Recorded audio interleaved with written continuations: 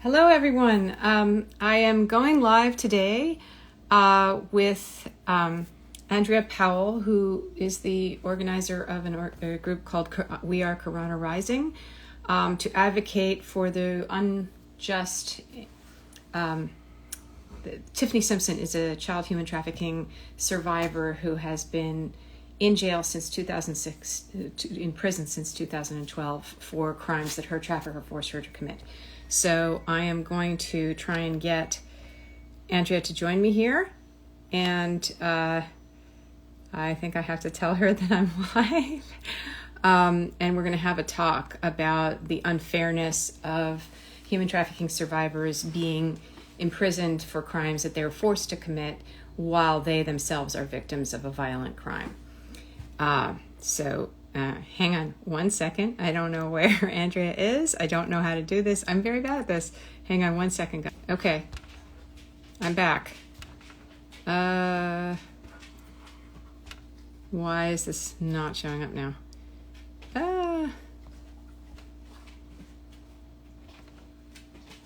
No. Okay, here. I'm back. Okay. Oh boy, I am so bad at this. Wow. Where are you, Andrea Powell? There you go.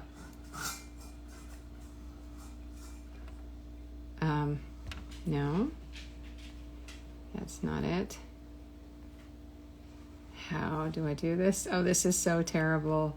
I really need like a communications director to run the most basic of things like an Instagram Live. Let's see, here we go. There we go. Okay. I'm sending. We will get this show on the road to have this very important discussion. There you are. Hi. Yay! Technical difficulties. Dinosaur. No worries. Everyone, this is Andrea Powell from We Are Karana Rising, an incredible organization that supports trafficking survivors and victims. And we're going to talk today about the situation involving Tiffany Simpson, a young woman who has been wrongfully incarcerated since 2012 for crimes that she was forced to commit by her then 34-year-old trafficker when she was a minor. Today marks 10 years since the arrest of this child sex trafficking survivor, Tiffany Simpson. At 17, she was convicted of sex trafficking after her then 34-year-old trafficker stabbed and beat her and forced her to help him recruit another teen girl. Tiffany was sentenced to 30 years in prison. All right, Andrea, why don't you tell us, why are you advocating for Tiffany's freedom? So I actually met Tiffany about 9 years ago. She'd been in jail for 10 months, and she sent a letter to me. We were in a USA Today article, and she sent a letter and said, am I a victim of child sex trafficking or am I a prostitute? She herself did not even know she was a victim of trafficking. Her own attorney at the time called her damaged goods. And when the judge sentenced her, he could have sentenced her to the maximum sentence of 20 years. He added an additional 10 years to her sentence. Again, she was 17. And he said, this is what you get for shacking up with a pimp. Right. And just so our listeners understand, minors are incapable of consenting to their own sexual exploitation. So there is no such thing as a child prostitute. There is only an exploited child. So the idea that they thought that this was a free will situation where she was actively choosing this situation for herself shows how very little the justice system still understands trafficking statutes and the entire situation of child sexual exploitation. Sorry, go forward. Oh, Mira, you're absolutely correct. Children cannot consent to be involved in any form of commercial sex. That said, that's the federal definition. The federal law states, including Georgia, weren't in compliance. And the year that Tiffany was arrested, there were 900 other children arrested for solicitation and prostitution, which is separate from what happened to her, but it just goes to the complexity. And currently the prosecutor in Georgia still believes he's locked up a child molester. Part of the way that Tiffany could have been protected and what we're advocating for at Karana Rising and our partners Dress Simber is we're advocating for a more expansive look at something called affirmative defense, which would allow for survivors like Tiffany to say, I did not have free will, therefore I could not have chosen to commit this crime. Trafficking is actually the opposite of free will. It is enslavement. And so it should be pretty easy to prove. But the other issue, Mira, is that defense attorneys, such as Tiffany's attorney, they don't realize they're working with a victim of trafficking. And so we have to educate not only law enforcement and prosecutors, which we've been doing for years at Karana Rising, but also we need to educate defense attorneys, because we can't basically make those who are most vulnerable, girls like Tiffany or boys like Jordan, another case we're working on, we can't make them stand the tallest in the face of their own injustice. We need the justice system to stand up with and for them. And that's why I'm advocating for Tiffany with my team. She is one of many incarcerated survivors we're supporting. But I also wanted to add that Tiffany actually is advocating for this affirmative defense law. She's advocating alongside us from within prison, and the things we're advocating for actually don't help Tiffany at all. It's too late. But what we are pushing for is to reopen her case and get at least a sentence of time served, so that Tiffany can actually get out before she's 30 at least. And I just think it's going to be incredible when she's free. And I say when and not if, because I fully believe we can do this, which is why these conversations are so important, because I think so many people care, but they just don't know yet what's happening. Right. So are you telling me that the authorities in charge of her case still do not view her as a victim of a crime? Still, they don't understand that she, now with all the publicity across the world, all the awareness of human trafficking, they don't understand that she was a victim of child sex trafficking? They do not believe she was a victim of trafficking, even though when the judge sentenced her and he referred to her backing up with a pimp, he also said, you knew what you were doing because it happened to you. So he basically admitted she was a victim of trafficking, but he didn't see it as victimization. He saw it again as free will. And so we really have to keep pushing, not only for her, but for others to see this is not a situation of free will. And Tiffany was being threatened if she did not comply, that her trafficker was going to kill their baby. She was 8 months pregnant. And he also threatened to burn her grandmother's house down with her grandmother in it. And so Tiffany not only had that force, but that coercion. It didn't matter whether or not he was actually going to burn the house down. What mattered is that she believed he would. And I actually believe it too at this point. But it's really incredible that we're in 2021 and we still are having this conversation, with victims of trafficking, victims of domestic violence. It reaches broader than just trafficking. Yes, absolutely. So what are next steps to help Tiffany? How can people who are watching this today get involved to help free Tiffany? And how can they help in the affirmative defense fight as well? What can they do? So there are 3 things that they can do. First, go to change.org/free Tiffany Simpson and sign and share her petition. And the reason those petitions are so important is we want to show the prosecutor in the small town where she lives, where there's 9,107 people. I checked. We want to show him we're bigger than that community as a group of people. And what you do, we're watching and we're holding you accountable for this. The next, after signing and sharing the petition, if you want to support survivors, go to freetiffany.org. You can learn more about Tiffany. You can make a financial contribution, which goes to support Tiffany and other survivors directly. You can also learn more about Tiffany with a very trigger-laden short 5-minute documentary. It's animated about Tiffany, and it's called Lack of Love. So it's tiny URL/lack of love. And we'll put these links in the bio. But those are ways to learn more about Tiffany. And then when you go to the Free Tiffany website, there's a way to write a letter to Tiffany. I wish that Tiffany could have joined us today, but she's not allowed to join IG Live from jail. But she's going through a lot. Today is really a hard day. So if you're watching and you have even a minute to send her a note, you can do that on our website, and I will collect those and print them out and mail them to her and email them to her tonight. Would she be, I know that I read in an article that you wrote that currently, if she's released, she will not be allowed to live with her son. Is there any way that could be ameliorated and changed? We're going to be pushing for that as well. So what would happen, Mira, when she gets out is she would be listed as a sex offender. Not only would she not be able to see her son, who's currently been adopted by the pimp's mother, but she would also not be allowed to be in the presence of other children, live anywhere near a school, a playground, work in an industry that involves touch, which is kind of a broad swath of things. She's currently in school to be a cosmetologist.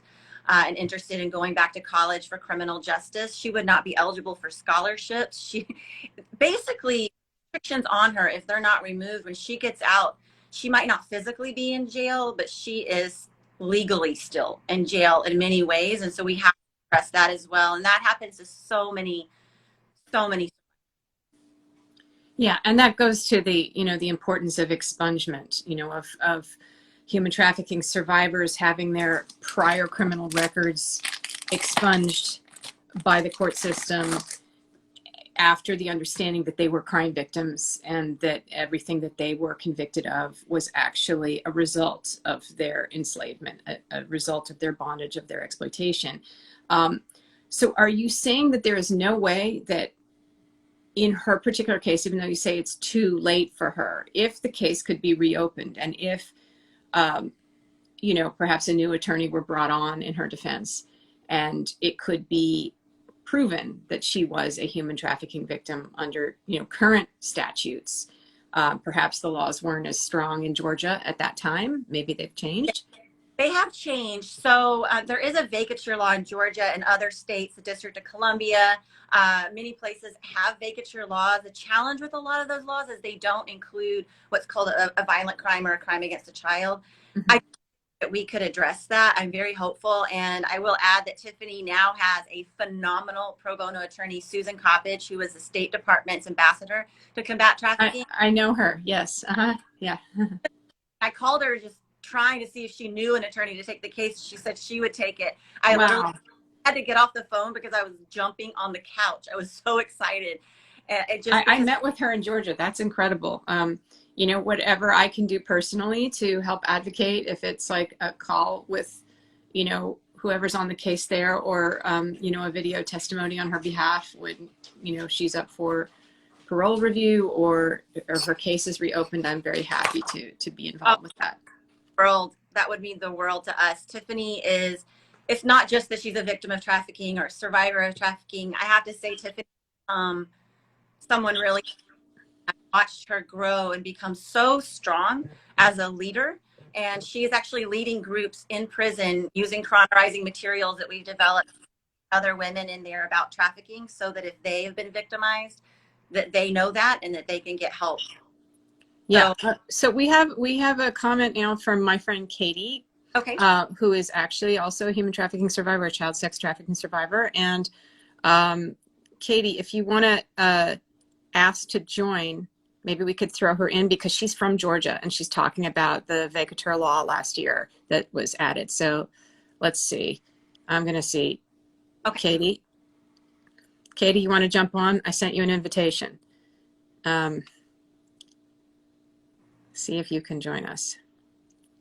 That would be Street Grace is an organization that helps survivors. Yeah, she works with Street Grace.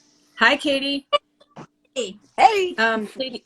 I just jumped out of the shower. So yes, awesome to have you here. So you want to talk to us a little bit about the law that you and Street Grace helped advocate for last year and what you think her options are. So I'm a survivor leader in Georgia. I work with Street Grace. Actually, Susan Coppage is on our board. So last year we created a law called the Survivors First Act that is for vacatur and expungement for any trafficking victim that caught charges while they were in the life. Susan Coppage is a part of that. A lot of organizations were, but me and two other survivors actually wrote this law. And there is nothing in the writing of that would say she couldn't do that. We didn't say you can't do it if it's a violent crime. We didn't put that in there on purpose. So that is an option. Another option is if she is still in Georgia, I am friends with the governor's wife. I've worked with the governor. I've advised different organizations, I've helped them out. So I can text the governor's wife today and be like, hey, this is Tiffany Simpson. This is what the problem is. We can do this. Cause I'm a survivor. And if we can get, Centoya Brown and Tennessee out, we can get Tiffany out. I am going to message you after this. I will send you the link, send you the contact information, Tiffany's inmate number. Okay. We'll take all the help that we can get because this is, it's been 10 years and her little boy there. And the crazy part is I haven't heard of her until now. And I've been in Georgia as a survivor leader for the last, 3.5 years. And I've never heard of her. That's the crazy part. And we have a bunch of survivor leaders in Georgia that look for this stuff, and we didn't know. Wow. Well, I'm glad you're here today. I mean, Yeah. this is fate, right?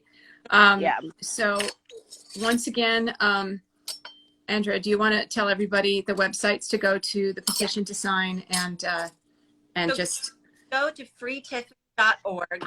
You can find the petitions there. You can learn more about Tiffany. You can watch the film Lack of Love, and you can find other ways to write letters to Tiffany. There's another case I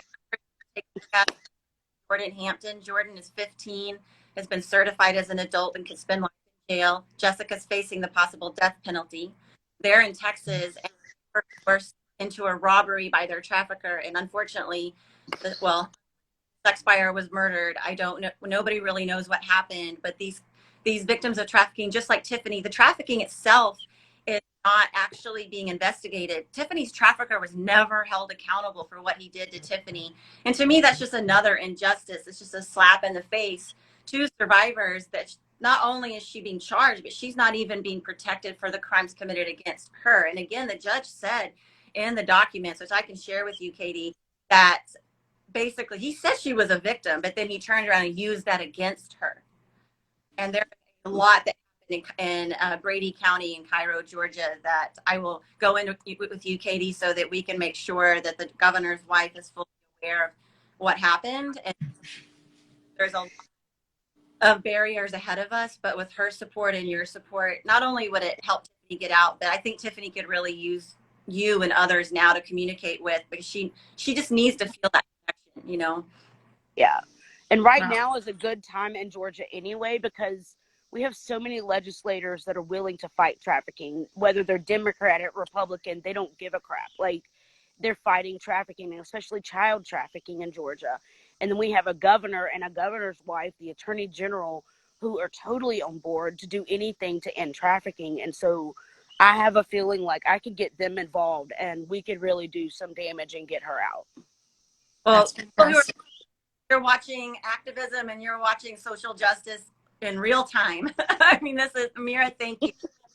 and I would just like to add one slightly off topic but connected plea right now. If anyone who has any influence with Governor Gavin Newsom or Gavin himself or his staff is listening to this for any reason, or if anyone out here feels the urge to support organizations like Karana Rising or other organizations that help trafficking survivors, right now there is a budget inclusion, an emergency COVID relief budget inclusion in the California budget for $10 million per year for the next 3 years, in addition to what is already there for trafficking victims in our California state budget. Because formerly there was no budget line item for trafficking survivors, even though all these other interest groups were getting huge amounts of money in this billions of dollar budget that we have here in California. And right now it is still not a done deal. It is still not a done deal that trafficking survivors and the direct service providers that work with them, such as a service provider, such as Karana Rising, and I don't know whether you're based in California or not, but are you? Yes. Yes. So this would be money that, you know, an organization like your own could access to directly help survivors the way you are helping them right now.